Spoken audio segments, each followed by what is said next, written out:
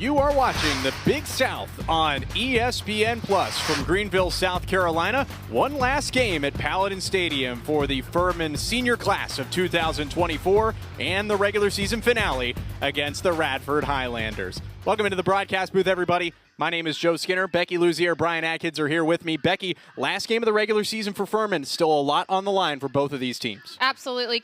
Inside, looking for Irvin, knocked out of her stick. Almost the same play as last time. Irvin loves that inside cut.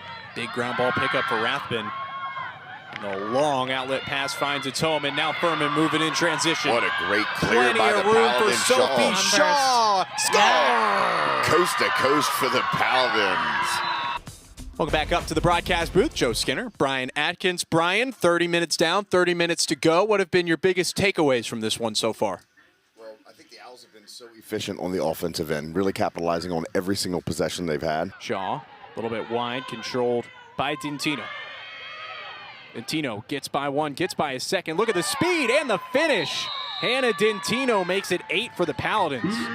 What a marksman shot. Ian McKenzie's got some space in front. The backhand shot. Wow. Oh, look at that, Shannon Harrington. I think we may have seen our first ESPN highlight reel. Buzelis underneath. Another save from Smithers at point-blank range. High shot there. Welcome back into the broadcast booth. Joe Skinner, Becky Luzier, and Brian Atkins. And Becky, we were talking about this at the break. Furman playing really well. Their next game will be in the playoffs. It's a perfect time to be playing this type of form. Well, the score can have such an impact on how the defense plays, too. When you're up by a few goals, you're taking a lot more chances. Everyone is. You're taking more chances because you're up, right? Oh, would you look at that? Shaden Bankston. Lawrence knocks it back past knockdown. Caitlin Sousa got her stick to it. Back in the middle. Oh, behind the back. Hannah Hanger. A highlight reel goal. What a great behind the back shot. Molly Fowle able to score the goal for Furman as they wrap it around in front of the net and tie the game at 6, Brian. 8 minutes and 9 seconds between goals. They had to wait for it. The entire third quarter was spent nearly goalless. We had 2, and they were both by Furman, which was a clincher. That was so important, that final goal, bringing us to a tie ball game at 6. Becky, you said the air in the room has changed. Yeah, it's a completely different feeling right now, and when you see it change like that, and you see what comes of that, and we now have a tied game, you watch Wofford, sort of slow down. It's momentum. It's funny because it's not like Furman went on a big scoring run. They scored 2 goals, but now they're tied.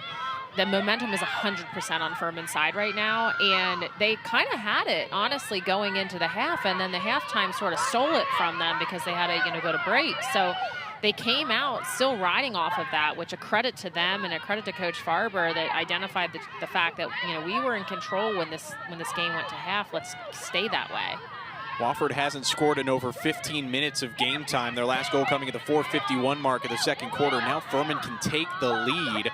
Would be their first lead of the game. Shaw running into trouble, kicks it away, but still in possession with 45 on the shot clock. Saw there our out-of-town scores. Mercer and Winthrop already in the win column tonight. Radford playing Longwood out of town.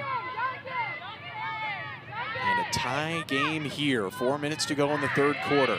I don't want to speculate and be speak it into fruition, but Wofford is playing with a light squad right now. And there's the lead. It's Molly Fowle again.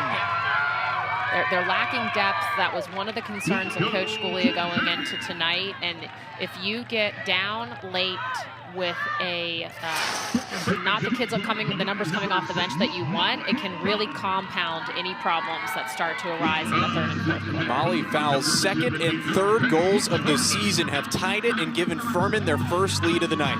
H. Harmon with another assist there. She's been great at feeding her teammates. 9th assist, I believe, of the season. I don't think that she's had an assist this evening. Furman takes the first lead of the game. Momentum has shifted. Wofford's led, Wofford's led the whole time, correct, until now. That is correct. And they are looking for answers on Jess Agulia's side of the sideline. They've given up 4 consecutive goals. And now Ellis Smithers, who was a brick wall earlier in the game, starting to show some holes for Furman attackers. A important draw control for the Terriers, now down by 1. A lot more successful passes on the Paladins' offensive possession last time. Terriers were not getting their stick in there, breaking those passes up. Stalteri. Wofford going to try and put it in number 12's hands. She's been very reliable this season. 22 goals, a team high coming into the game. Well, the score can have such an impact on how the defense plays, too. When you're up by a few goals, you're taking a lot more chances. Everyone is. You're taking more chances because you're up, right? Oh, would you look at that? Shaden Bankston. Highlight reel goal to tie it at 7. If nothing more, we've seen creative shots. I'll just say behind the back and almost a riser. We'll see the replay here. I mean, a riser before the behind the back shots became so popular in our game. The risers were the thing that everybody was working on in practice, sort of like for their, for their Jordan shrug with it. Look at that. She is fired up to tie the game back up at 7. Oh, that is so impressive.